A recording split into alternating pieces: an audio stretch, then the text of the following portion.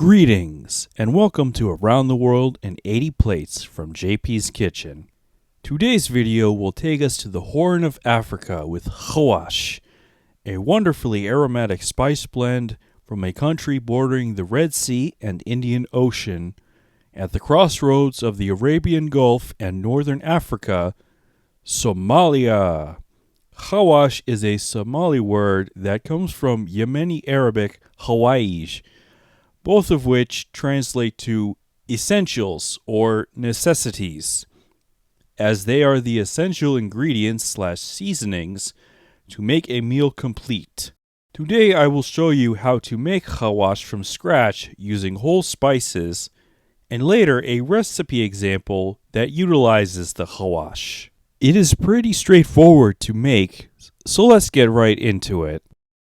To start, you will need the following spices: ground turmeric, whole cinnamon, cumin seeds, whole cloves, coriander or cilantro seeds, cardamom pods, and whole black peppercorns. We will be toasting these together except for the turmeric, which gets mixed in later. Now take one cinnamon stick and place it into a small bag. Crush the cinnamon stick into fragments. I am just using my hand here, but use whatever works for you. We want to keep it in big chunks. This is just to help toast it. Now get a frying pan. Do not add oil. It is not necessary for our purposes here. Add in the cinnamon fragments. Next, add 1 teaspoon of whole cloves. Then add 6 cardamom pods.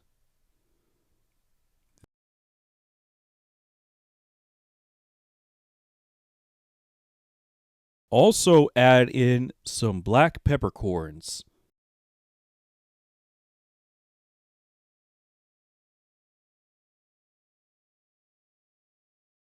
Then add about half a cup of coriander seeds.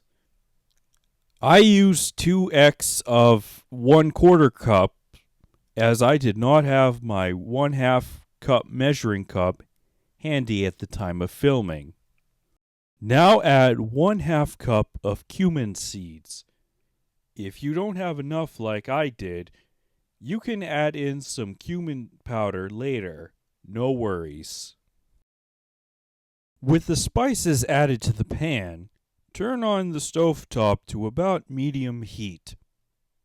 Stir the spices around constantly in the pan to prevent them from burning.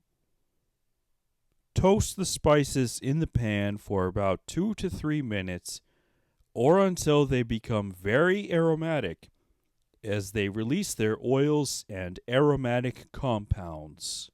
Then take the pan off the heat and allow it to cool. Here is where I added the cumin seed powder to compensate for the lower volume of cumin seeds. I added about 1/2 tablespoon. The next ingredient is optional: Ethiopian grains of paradise, which is in the ginger family and tastes kind of like black pepper mixed with the floral and citrus flavor of Sichuan peppercorns. Grains of paradise are a common ingredient in some other East African countries like Ethiopia and Eritrea, not so much in Somalia. This is just me adding my own twist, which I encourage you to do too with recipes. Anyway, I added about a pinch of the grains of paradise to the still warm pan.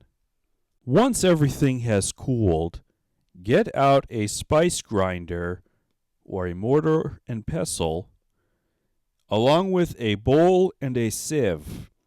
Scoop out a few spoonfuls of your toasted spices, making sure to leave some room so things grind more easily. Pulverize the spices in multiple pulses. Inspect the contents of the grinder or mortar to ensure the bulk of the contents are a fine powder. Now pour those contents onto the sieve and start mixing and pushing the finer particles through.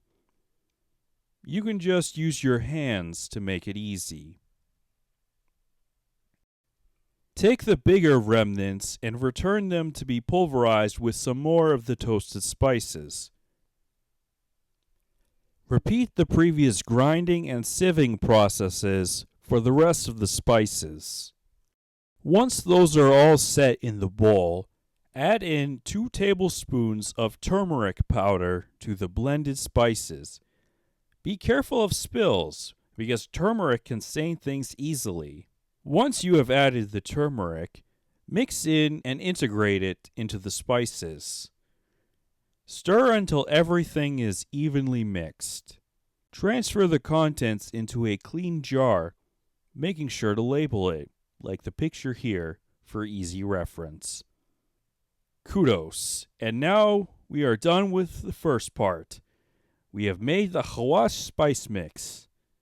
And now I will show you a tasty recipe where you can utilize the Xawaash. Now we can move on to the Suugo, a Somali adaptation of Italian beef ragù. Ragù is meat sauce in Italian. The word itself is the Somali version of Italian suugo, which means cooked sauce, like to eat with carb foods like pasta or pizza. To start, I am using about 2.2 pounds or 1 kilogram of beef. In my case, I am using bone-in steak, which I have sliced into small cubes. You can use pre-ground beef if you'd like, but the small but not minced pieces are more traditional, to my understanding anyway. I have also added some salt to the beef. I am also going to chop up and use some leftover beef that I had cooked on the grill. Anyway, start cooking your mini beef cubes in a pan or pot with some oil on medium heat. I used a bit of the steak fat to render into tallow for this purpose.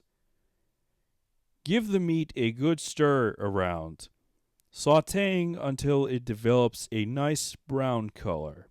Now transfer the beef you have sautéed thus far into a clean bowl to set aside and make sure there is room in the pan, and repeat the process until all of the beef has browned and been transferred to the bowl for the time being. We are searing the meat beforehand because it helps give it some texture and allow the sauce to adhere better. With the pan cleared of the meat for now, turn the heat to low, as now we will add in about 6 ounces or 170 grams of tomato paste, stirring it around. Then we add in some tomato sauce or puree. I am using about 1 cup or 250 milliliters of homemade roasted tomato sauce here. Integrate the sauce with the paste and fond, stirring frequently to mix it around and start liberating that delicious fond from the pot's surface. The fond is all the caramelized compounds that remain on the surface after cooking the meat without additional liquid. Next, I am adding about 28 ounces or approximately 800 grams of canned whole fire-roasted tomatoes with the juices. Give them a good stir in the sauce. Crush the whole tomatoes with the spoon to help them break down further as the sauce cooks. Add the beef and the drippings back into the tomato sauce, making sure to take all the small pieces left in the bowl to sprinkle in.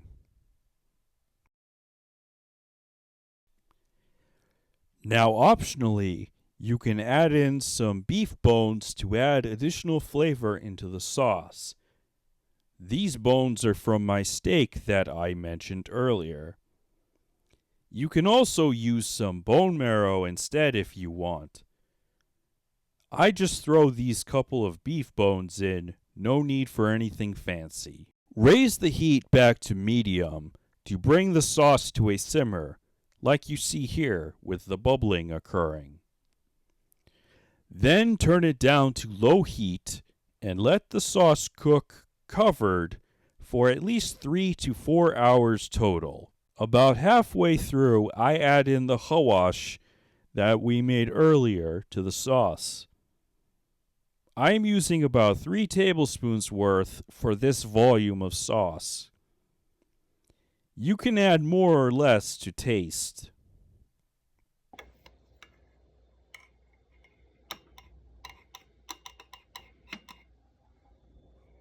Stir the xawaash through and let it continue cooking until the meat is very tender.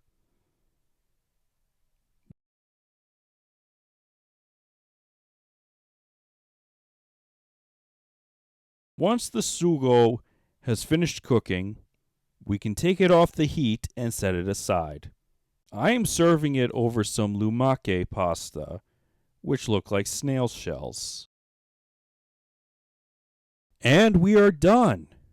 The suugo is versatile, and you can serve it over any pasta you like, be it spaghetti, bucatini, tagliatelle, etc. I have read that Somalis like to have this pasta and ragù with sweet banana on the side to give some contrast to the savory and earthy flavors. This is entirely optional to you, of course.